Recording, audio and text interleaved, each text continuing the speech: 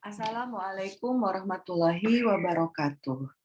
Kali ini saya akan membawakan materi mengenai obat anti jamur. Nah, untuk materinya, teman-teman bisa mengakses materi dari Bapak Saifuddin. Menurut saya, materi beliau sudah sangat-sangat lengkap sehingga dapat memberikan pemahaman, pembelajaran kepada adik-adik mahasiswa mengenai obat anti jamur. Baik, sebelum berbicara tentang obat anti jamur, kita perlu tahu terkait dengan jamur itu sendiri, gitu ya. Infeksi jamur itu sekarang memang sering sekali terjadi, ya. Kenapa hal ini terjadi? Jadi teman-teman, ternyata kondisi saat ini, ya, banyaknya perubahan-perubahan menyebabkan jumlah pasien yang berisiko terinfeksi oleh jamur itu menjadi sangat-sangat tinggi. Hal ini dimulai dengan adanya kemajuan dalam ilmu bedah, terapi kanker, terapi pasien dengan transplantasi organ padat dan sumsum tulang, epideminya HIV, dan juga meningkatnya pemakaian antibiotik spektrum luas pada pasien sakit berat. Nah, hal-hal tadi itu dapat meningkatkan kejadian seseorang mengalami infeksi jamur. Tadi yang saya sampaikan terkait dengan HIV. Ya, jadi pasien HIV/AIDS ya, di mana dia mengalami imunodefisiensi sehingga terjadi penurunan imunitas tubuh, maka pasien tersebut akan sangat dengan mudah untuk mengalami infeksi bakteri. Oleh karenanya, memang untuk pasien-pasien HIV/AIDS itu ya disarankan untuk penggunaan obat-obat anti jamur. Baik, jamur yang menginfeksi manusia dibagi menjadi 4 kelompok, teman-teman. Ya, yaitu diantaranya adalah jamur-jamur mikosis sistemik, jamur-jamur mikosis subkutan, mikosis kutan, dan kokutan, dan mikosis superficial. Jadi teman-teman, ya adanya jamur itu mereka termasuk dalam memiliki sel-sel eukariotik, ya sel-sel eukariotik dengan dinding sel yang tersusun atas glukan dan kitin, ya. Kitin pada jamur itu tersusun atas polisakarida, mengandung nitrogen, bersifat kuat, dan juga dia fleksibel. Ya, nah maksudnya fleksibel itu adalah lebih ke arah tidak kaku gitu ya. Nah teman-teman, ternyata kitin ini ya senyawa kitin ini yang dimiliki oleh jamur itu mirip seperti zat kitin yang ditemukan pada luar serangga atau kelompok dari Arthropoda. Ya. Oke, baik teman-teman. Tadi berbicara terkait dengan jamur ya, masih berbicara terkait dengan jamur. Jadi jamur ini merupakan suatu parasit ya, yaitu parasit. Kita tahu ya parasit seperti layaknya virus. Dia hidup dengan dia bisa hidup dengan bantuan dari sel inangnya, gitu ya. Jadi jamur itu dia akan mengambil nutrisi-nutrisi ya dari sel inangnya. Nah, sel inang itulah yang misalnya kita sebut dengan manusia ya, yang mana itu menyebabkan infeksi jamur, di mana jamur tersebut numpang hidup di daerah tubuh dari daerah tubuh dari sel inangnya, dalam hal ini mungkin manusia atau hewan. Ya, tadi berbicara terkait jenis dari jamur. Kita ketahui ada 4 macam tadi, ada mikosis ya. 1 sistemik, 2 subkutan ya. 3 kutan dan mukokutan, dan yang terakhir adalah superficial. Ya. Mikosis. Mikosis itu apa? Mikosis itu adalah jamur yang menginfeksi manusia. Namanya mikosis. Jadi kalau ketemu dengan istilah infeksi mikosis, berarti itu infeksi jamur yang terjadi di manusia, gitu ya. Oke. Mikosis sistemik. Mikosis sistemik ini dia biasanya mempengaruhi organ-organ internal dan visceral yang tersebar secara luas dan melibatkan banyak jaringan yang berbeda. Nah, mikosis sistemik ini disebabkan oleh jamur saprotik di tanah melalui inhalasi spora. Ya, jadi apa namanya? Ketika misalnya ada apa ya? Seperti macam sebaran jamur yang ada di tanah, kemudian dia terbang dan sebagainya, kemudian mengenai bagian tubuh dari manusia yang menyebabkan infeksi mikosis sistemik. Nah, di sini yang termasuk dalam mikosis sistemik itu ada macam-macam. Ada aspergillosis, ada blastomikosis, ada candidiasis, ada kokidiodomikosis, ada cryptococcus, ada histoplasmosis, ya, dan ada fikomikosis.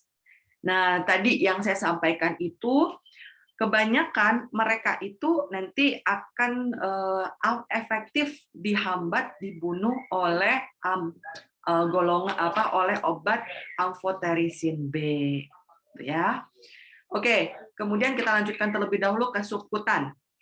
Nah, mikosis subkutan adalah mikosis yang terdapat pada tulang, muka, kulit, dan jaringan subkutan.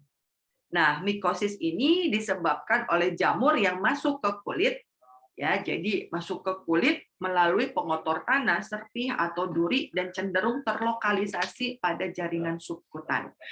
Dengan namanya juga sudah bisa membedakan, ya. Kalau sistemik berarti dia bisa masuk ikut ke peredaran darah.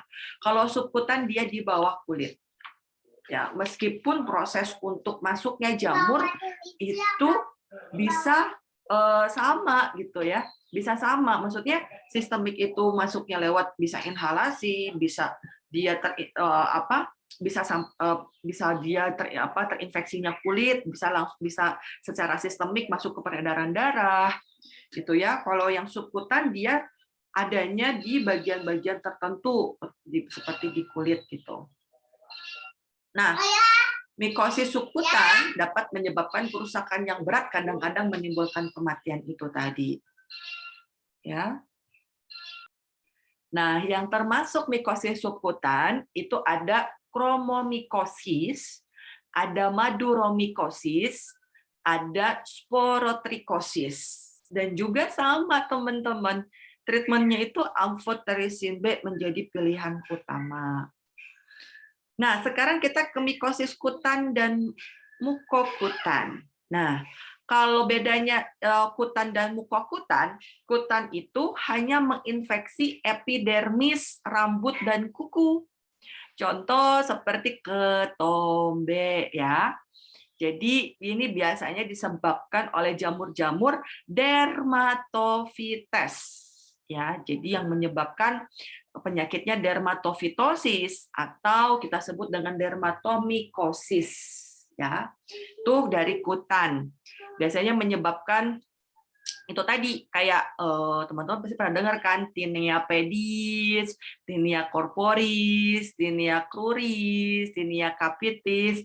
Silakan cari itu nama penyakitnya nama apa. Pasti teman-teman udah ngerti harusnya ya. Nah, anti jamurnya lagi-lagi bisa diberikan amphotericin.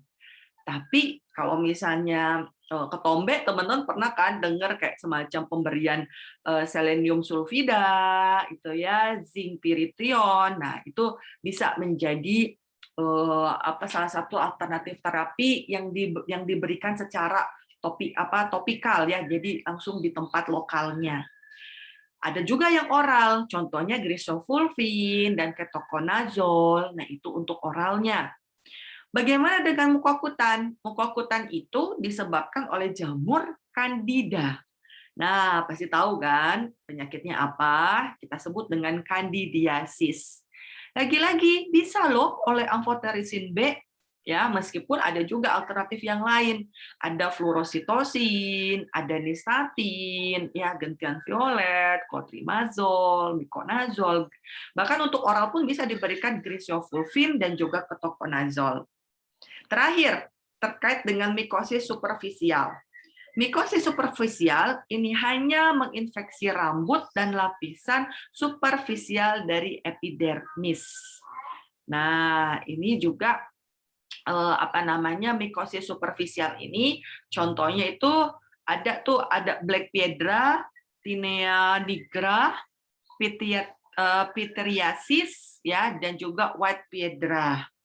Nah, jadi kalau mikosis superficial itu dia hanya ada di lapisan superficial dari epidermis kulit manusia. Ya, jadi hanya di permukaannya saja, permukaan kulit, bagian kulit saja, dia tidak bisa masuk ke dalam. Ya. Nah, anti jamurnya apa? Ya, anti jamurnya nggak lagi amfotarisin B, karena amfotarisin B itu paling dalam gitu kan. Proses dia dalam bekerja. Nah, jadi ini biasanya bisa diberikan clotrimazole, miconazole, ya, yang lokal itu. Terus kalau oral tuh bisa diberikan griseofulvin. Nah, itu adalah macam-macam dari jamur. Ya, sekarang kita ketahui dulu. Tetapi pada umumnya jamur itu ya memiliki pertumbuhan yang sama gitu ya, cara tumbuh yang sama, sehingga agen-agen obat-obat ya, obat-obat yang fokus untuk menghambat atau membunuh pertumbuhan dari jamur itu memiliki efek sebagai berikut. Ada yang efeknya itu menghambat sintesis dari membran dan dinding sel jamur. Ada yang mempengaruhi dari permeabilitas membran jamur. Ada juga yang menghambat sintesis asam nukleat dari jamur. Asam nukleat hubungannya DNA RNA. Ada juga yang mempengaruhi dari fungsi mikrotubul atau mitotik ya dari jamur itu sendiri, dengan harapan semua dari mekanisme obat ini untuk menghambat membunuh jamur itu sendiri. Nah, ini dia ya. Teman-teman, tadi saya sempat sampaikan bahwa boleh pakai amfotarisin B lagi, amfotarisin B lagi. Ternyata amfotarisin B ini dia memiliki kemampuan untuk menghambat jamur ya, membunuh, merusak jamur dengan menghancurkan fungsi dari membran jamur. Jadi memang ini obat poten gitu ya. Namun sayangnya teman-teman, dia memang obat anti jamur yang efektif untuk pemakaian secara sistemik ya, tapi ternyata teman-teman meskipun dia efektif dia banyak toksiknya.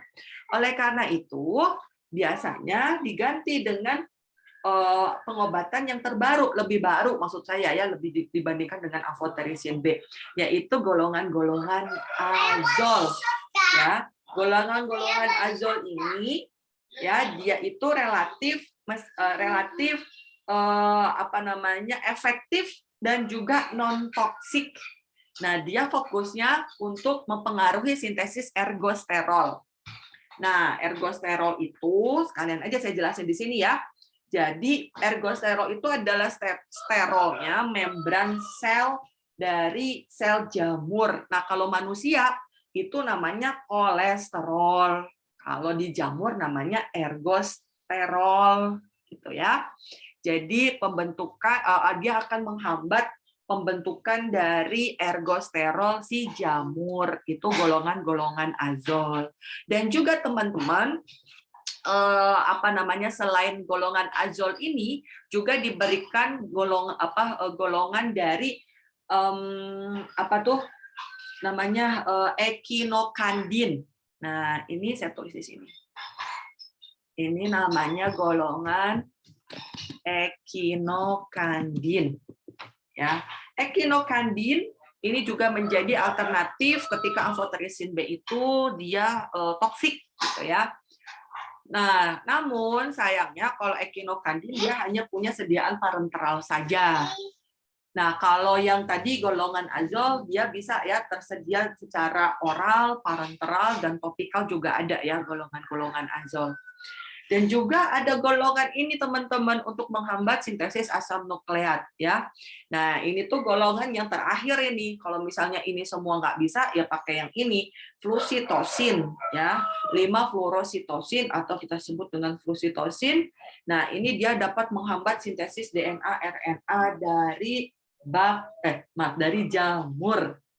Oke, saya harap teman-teman dari penjelasan saya ini bisa paham ya mengenai apa yang akan kita pelajari secara rinci dari farmakoterapi obat anti jamur. Tadi sudah kita sebutkan ya bahwa tadi amphotericin B ya dan beberapa polin dan ada juga nystatin, dia dapat mengikat ergosterol ya sehingga dapat meningkatkan permeabilitas membran dengan harapan terjadi peningkatan permeabilitas membran, si jamur akan tekanannya tinggi, yaitu eksplosif ya, jadi hancur, ya meledak gitu ya, karena tekanannya terlalu tinggi. Nah ini golongan azol juga sama ya, dia juga menghambat ergosterol. Nah tadi ya alilamin ya, ini juga ya tadi contohnya. Maaf saya balik lagi. Alinamin, naftifidin dan juga terbinafin ya itu juga bisa digunakan untuk menghambat dari pembentukan ergosterol dan terakhir adalah golongan ekinokandin. Oke, kita berbicara satu persatu mengenai amphotericin. Jadi amphotericin itu merupakan antibiotik anti jamur yang dihasilkan oleh Streptomyces nodosus. Ya. Nah, amphotericin B, sebenarnya amphotericin itu ada A dan B ya, tapi kalau yang A itu tidak digunakan untuk kepentingan klinis ya. Nah, amphotericin B itu adalah kalau teman-teman lihat ya, jeng-jeng, jangan bingung ya, jangan pusing. Jadi amphotericin B itu suatu makrolit polyen amphoteric. Nah, polyen itu maknanya dia mengandung banyak sekali ikatan rangkap, nih kan? Kayak gini-gini kan ikatan rangkap ya, ikatan rangkapnya tuh banyak gitu kan. Nah, terus makrolit. Makrolit itu artinya mengandung cincin lakton yang besar. Ya, dan ini dia terdiri dari 12 atom lebih. Nah, dari sini kita bisa lihat bahwa obat ini tidak larut dalam air.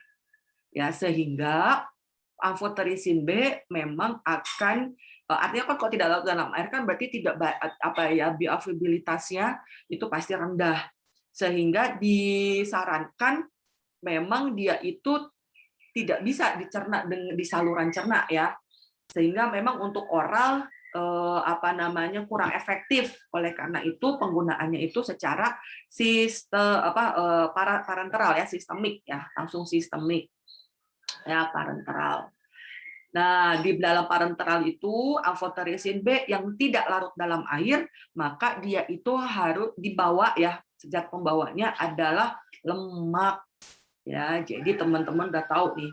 Jadi sebetulnya semakin panjang strukturnya, belum tentu dia dapat larut dalam air. Biasanya dia bisa larut dalam lemak. Nah, obat ini dia dapat terikat protein 90%. Ya, makanya kan kenapa kok dia itu poten gitu ya, dia ikatannya tuh kuat dengan protein sehingga diharapkan dapat meningkat juga ikatan dia dengan protein jika meningkat juga dia dapat menghambat sel jamur itu sendiri. Terkait mekanismenya saya rasa tadi teman-teman sudah sudah kita bahas gitu ya.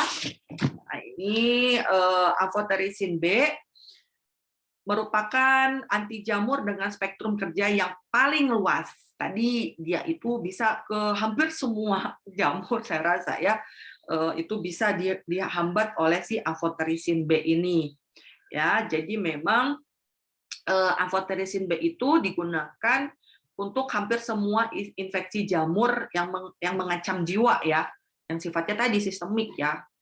Nah, tetapi memang obat-obat yang baru, meskipun obat-obat yang baru itu kurang toksik, tapi umumnya amphotericin B masih tetap digunakan gitu. berbicara terkait dengan amfoterisin B, ini ya aktivitasnya ya, teman-teman sudah tahu, tadi sudah saya jelaskan di awal. Nah, ini ya terapi untuk penggunaan obatnya tadi juga sudah dijelaskan juga.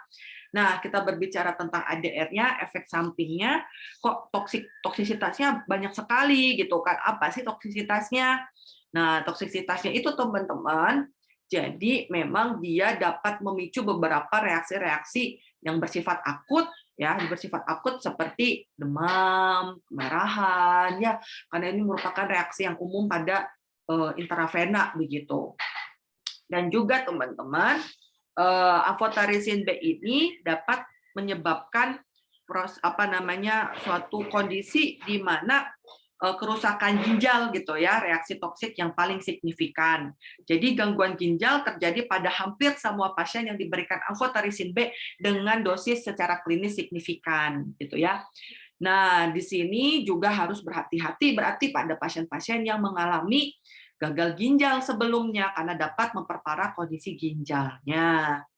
Nah, toksisitas ginjal ya pada kondisi penggunaan dari amfoterisin B ini sering bermanifestasi sebagai asidosis tubulus ginjal dan kekurangan kalium dan magnesium yang parah. Nah, sehingga harus harus diperhatikan, biasanya amfoterisin B ini untuk mencegah perburukan ginjal bersama-sama diberikan infus salin normal atau NaCl atau Ringer laktat gitu ya. Oh ya, tadi terkait dengan toksisitas yang sifatnya tadi ya umum ya, akut ya, seperti demam, menggigil, kejang otot, muntah atau mual. Nah, itu kita tinggal berikan saja pramedikasi. Jadi sebelum diberikan amfoterisin, kita bisa diberikan antipiretik, antihistamin ya untuk dapat membantu mencegah kejadian reaksi efek samping tadi gitu ya.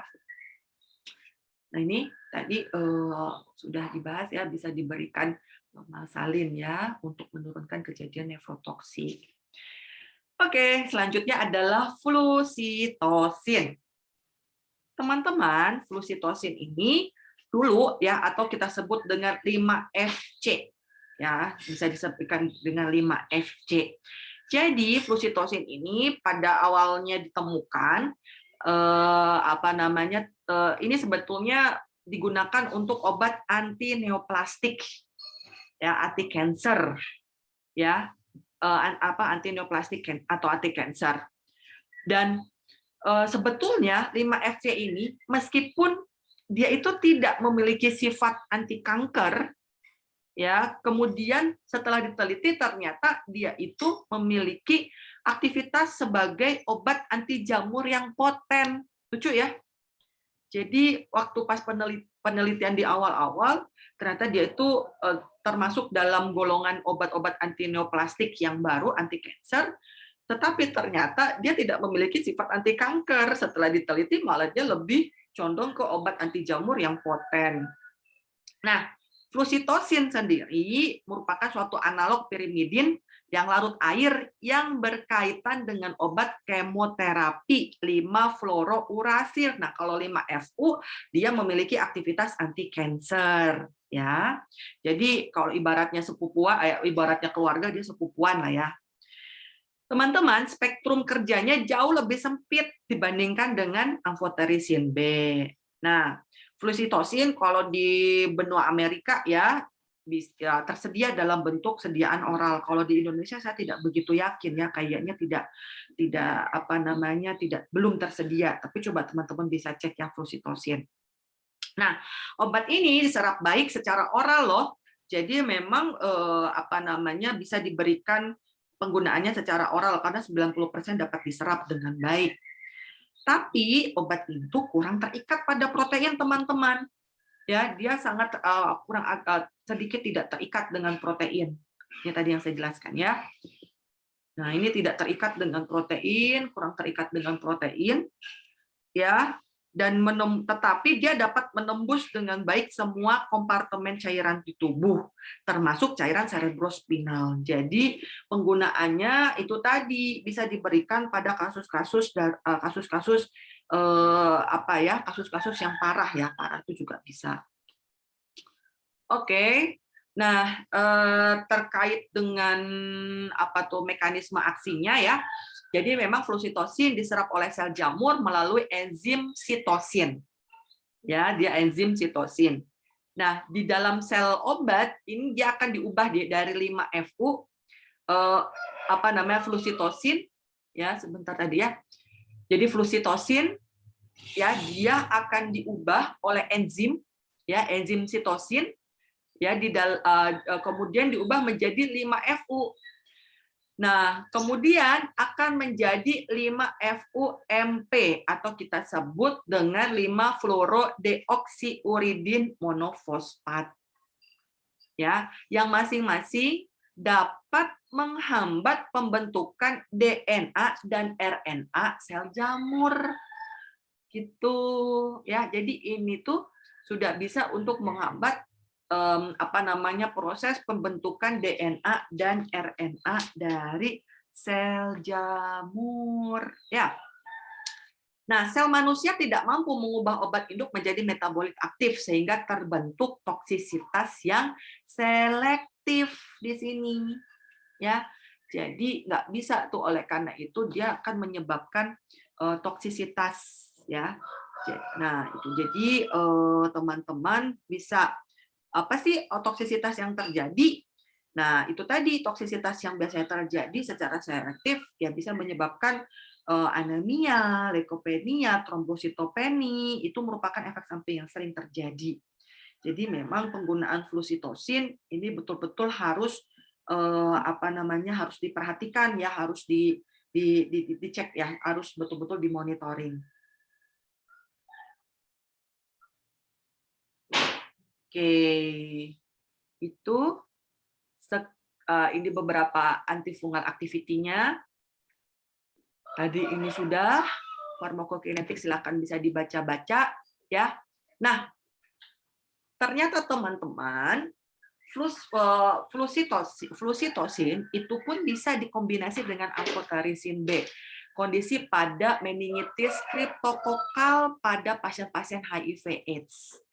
Nah, cek ya, karena pemakaian ini ya itu apa namanya harus betul-betul dilihat pengukuran konsentrasi obatnya untuk mencegah terjadinya peningkatan adanya toksisitas. Ya. Jadi jangan-jangan si pasien dapat mengalami nefrotoksik. Oke, ini ADR-nya tadi silakan bisa dibaca-baca untuk golongan azol. Ini kita mulai masuk ke golongan azol ya, golongan azol macam-macam ya, ada banyak ya. Jadi golongan azol adalah senyawa sintetik yang dapat diklasifikasikan sebagai imidazol atau triazol sesuai dengan jumlah atom nitrogen di cincin azolnya. Jadi tergantung dari cincin azolnya. Nah, kita ketahui ada berbagai macam azol-azol ya. Ada ketokonazol, mikonazol, clotrimazol, ada itrakonazol, fukonazol, gitu kan, banyak ya azol-azol. Nah, tugas teman-teman coba cari apa bedanya ketokonazol, itrakonazol, fukonazol ya. Yang itu saya rasa banyak kita jumpai di lapangan. Ya. Untuk mekanismenya ya, anti jamur obat azol ini terjadi karena reduksi sintesis dari ergosterol oleh inhibisi enzim-enzim sitokrom P450 jamur. Ya, jadi memang dia dapat menghambat ergosterol dari si pembentukan ergosterol jamur. Ya. Tuh, ini silakan nanti bisa dibaca lagi. Ya, pada intinya itu tadi, ini antifunginya, aktivitas antifunginya, silakan bisa dibaca-baca. Ya, nah ini beberapa informasi mengenai interaksi obat. Teman-teman udah pada jagoan semua ya, inhibitor, inducer, itu seperti apa. Nah, ini sebetulnya penjelasan terkait dengan obat-obat anti golongan azol. Secara singkat saja, jadi ketokonazol itu azol obat pertama yang diperkenalkan ke dalam dunia kedokteran ya. Jadi obat ini memang dibedakan dari triazol oleh kecenderungannya yang lebih besar untuk menghambat enzim sitokrom P450 di mamalia. Jadi obat ini kurang selektif sebetulnya untuk P450 jamur dibandingkan azol yang lebih baru lagi. Akibatnya, ya, ketokonazol secara sistemik sebetulnya sudah sangat jarang kalau di luar negeri. Bahkan di Indonesia juga sudah jarang ya, karena dia sangat toksik. Karena ya toksiknya ke mamalia. Kita kan termasuk mamalia ya. Manusia gitu kan. Jadi toksik, jadi sangat toksik kalau digunakan secara oral. Oleh karena itu dia digunakan secara topikal. Ya. Kalau itrakonazol bagaimana? Itrakonazol itu tersedia dalam bentuk oral dan intravena. Nah, ini masih memiliki kemampuan yang tidak toksik seperti ketokonazol. Ya, dia larut dalam lemak, ya, dia larut dalam lemak, kemudian obat ini tidak mempengaruhi sintesis steroid di manusia, sehingga akan jauh lebih non toksik dibandingkan ketokonazol gitu. Nah, meskipun memperlihatkan aktivitas anti jamur yang kuat, efektivitas itrakonazol dapat berkurang oleh terbatasnya ketersediaan hayati. Jadi memang segala sesuatunya pasti dia memiliki keunggulan dan juga kekurangan ya di masing-masing. Ya, dia juga termasuk yang poten. Nah, ini dari itrakonazol ya. Oke, saya rasa silakan teman-teman bisa membaca mengenai itrakonazol juga ya. Ya, dia juga mengalami efek samping tertentu. Ini fluconazol juga sama ya, fluconazol ya, dia azol pilihan dalam pengobatan profilaksis sekunder meningitis streptococcus ya. Jadi memang fluconazol ini terbukti ekivalen ya, ekivalen itu berarti sama kemampuannya dengan amphotericin B dalam pengobatan kandidemia pada pasien ICU ya. Jadi fluconazol ini obat yang paling sering digunakan untuk mengobati kandidiasis mukokutis juga gitu ya. Oke, ini untuk untuk fluconazol sendiri memang kelarutannya dia di air jauh lebih baik dibandingkan ketokonazol dan juga itrakonazol. Ketersediaan hayatinya juga lebih tinggi gitu. Dan juga interaksi obatnya kalau fluconazol lebih jarang dibandingkan golongan azol 2 yang tadi. Nah, ini silakan bisa dibaca-baca ya terkait dengan fluconazol. Kemudian ada voriconazol. Ya, voriconazol ini tersedia dalam bentuk intravena dan oral, dan ketersediaan hayatinya juga baik sekali ya. Pengikatan proteinnya juga namun pengikatan proteinnya dia lebih rendah dibandingkan itrakonazol ya. Jadi voriconazol ini inhibitor CYP3A4 ya. Sehingga toksisitasnya juga perlu diperhatikan. Ya, ini voriconazol, silakan bisa dibaca-baca lagi ya. Terakhir adalah golongan ekinokandin. Ekinokandin ini memang golongan terbaru dari obat anti jamur ya, yang mana contohnya itu seperti ada kasfofungin, ada anidulafungin, dan yang terakhir adalah mikafungin. Ya. Jadi mereka ini peptida siklik besar gitu ya, yang dikaitkan dengan asam lemak rantai panjang. Nah, ekinokandin ini hanya tersedia dalam bentuk intravena saja. Mekanisme kerjanya dia di dinding sel jamur menghambat pembentukan glukan ya, sehingga menyebabkan rusaknya dinding sel dan menyebabkan kematian pada jamur. Itulah ekinokandin. Silakan teman-teman bisa dibaca mengenai ekinokandin secara komprehensif ya, monggo. Yang terakhir adalah obat anti jamur sistemik oral untuk infeksi dari mukokutis tadi.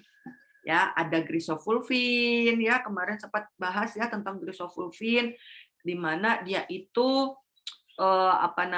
memiliki mekanisme ini ya, penghambatan dari fungsi mikrotubul pada jamur Ya, dia terapi sistemik dermatofitosis. Ya, hanya satu-satunya pemakaian terapi sistemik dermatofitosis.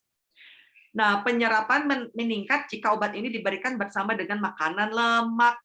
Ya, jadi obat ini memang dia itu dapat berikatan dengan keratin, melindungi kulit dari infeksi yang terjadi pada infeksi jamur. Ya, oke.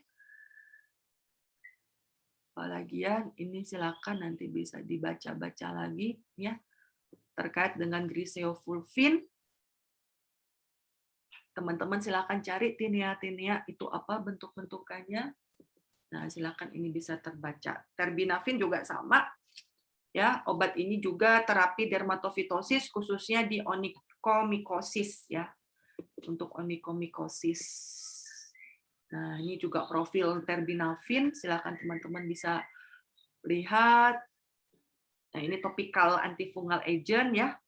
Untuk terapi anti jamur topikal ada macam-macam bentuknya. Ya, ada golongan azol ya, golongan azol. Nah, ini ada nistatin.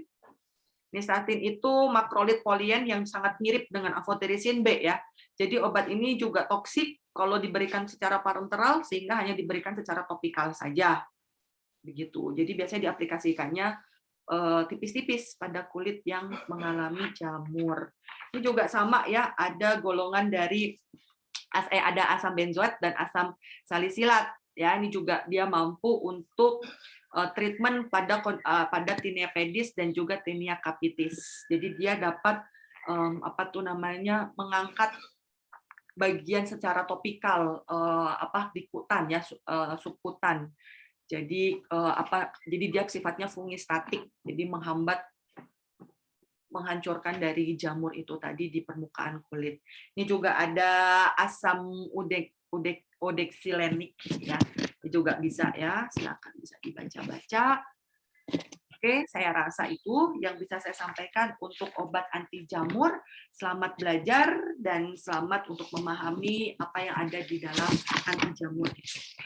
Saya akhiri, wassalamualaikum warahmatullahi wabarakatuh.